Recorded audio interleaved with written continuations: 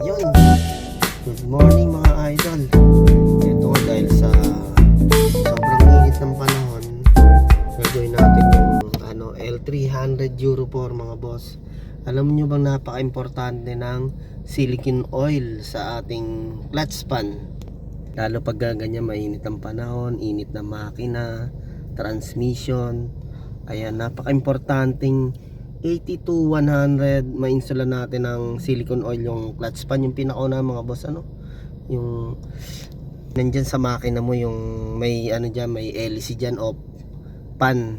Ayan, kailangan natin lagyan kasi katagalan natutuyo din yung silicone oil nyan, o kaya naman nagkakaroon ng leak na uubos. Kaya yung pag-ikot nya medyo mahina, yung ikot, yung buga ng hangin medyo mahina din, kaya pwedeng pagmula ng overheat ng sasakyan. O kaya naman is mabilis na pagbigay ng mga gasket ng ating makina dahil hindi niya mabigyan ng magandang hangin itong makina natin.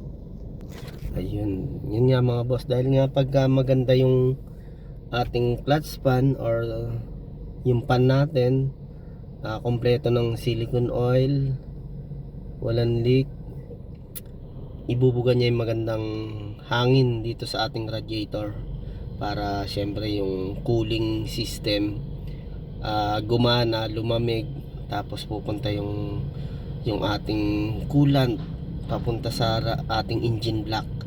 Ayan, pati syempre yung torque converter natin, kasama na rin yun sa pinapalamig ng ating clutch span.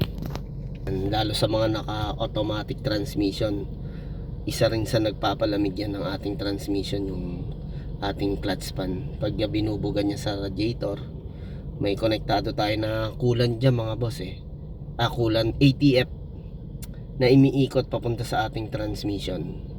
Ayan, binubugahan niya ng lamig yan para makabawas ng init. Pati yun nga rin yung coolant mga boss, sa mga hindi naman automatic, ayun, kailangan din.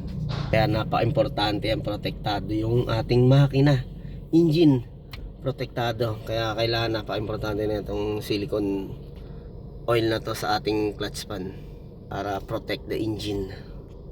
Okay, tara na, nandiyan na si Idol. Babaklasin natin yung clutch span nya, L300 Euro 4. Titignan natin kung natuyo na ba o wala na talagang laman. Okay, let's go. Thank you.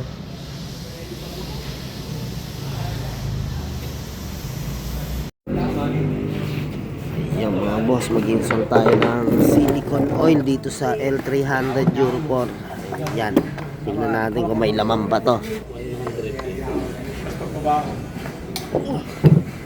Yan, 108. Tingnan natin kung may laman pa. Medyo malambot na kasi yung teka lang pre, dali.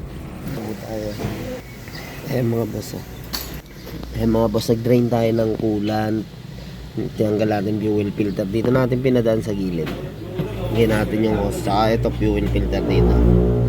Ayan, nakuha na natin siya. Ayan mga boss, kaya pala natin ini-installan to ng silicone oil, siyempre para pampalamig din sa ating sa makina, hindi bawas sa init sa makina.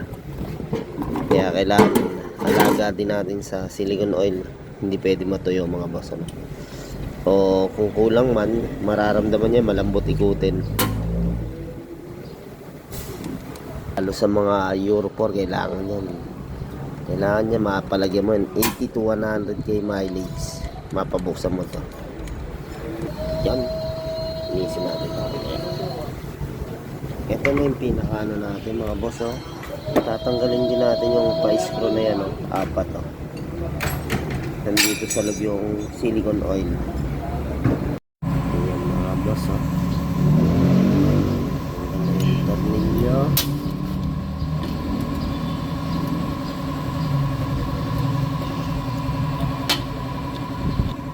Ibubuka natin yan.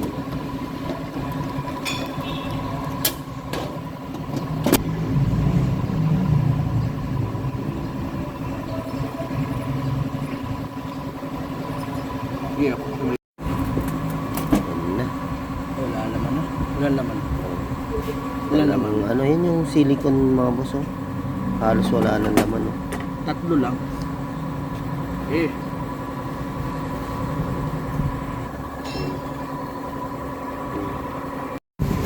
Yung mga boss gamit tayo ng ano. Ayan. Hardex clutch oil. Yan yung ano may nakalagay ng cooling fan para syempre mas malakas yung palamig sa ating makina. Kompleto ang silicone oil. Kasi pagka yan natutuyo, nakaka-apekto yan na lamig sa ating sasakyan. Pagka may silicone oil siya, mas maganda yung ikot ng pan natin, mas malakas yung buga.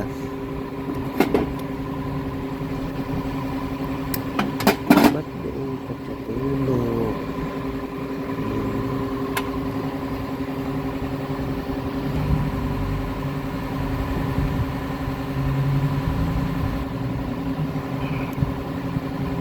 Ano, tatlo talaga kakarga mo? Pre? Tatlo.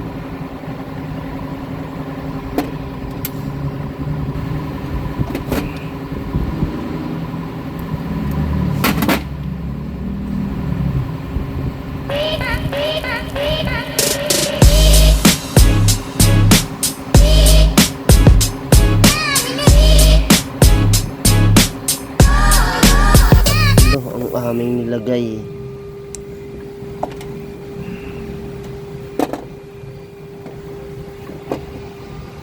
Tatlo.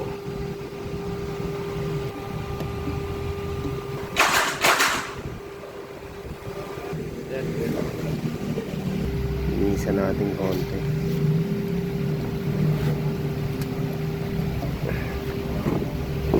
Linisin na rin natin to. Ng bago no?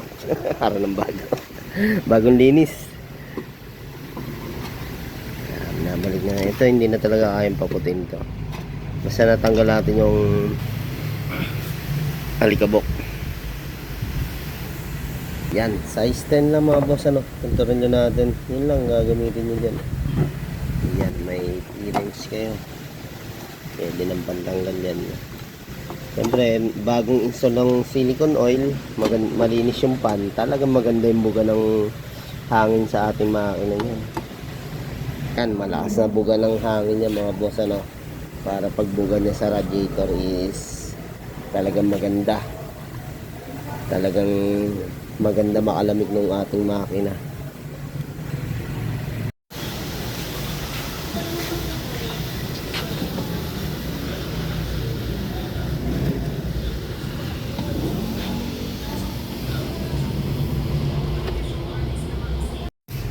Yan mga boss, inakabit na nga natin yung clutch pan. Talaga mahangin. Ha? Nakabuka niya yung dito. Mga boss, sure nyo na maikpitan niya mga tornilyo dyan no? Para hindi siya kakalas. Ayun, okay na yung L3 ni boss. Sakto-sakto, tatlong silicone oil yun na ilagay natin. Pauwi pa si boss Commonwealth, pumasyal dito sa atin sa Taytay Rizal.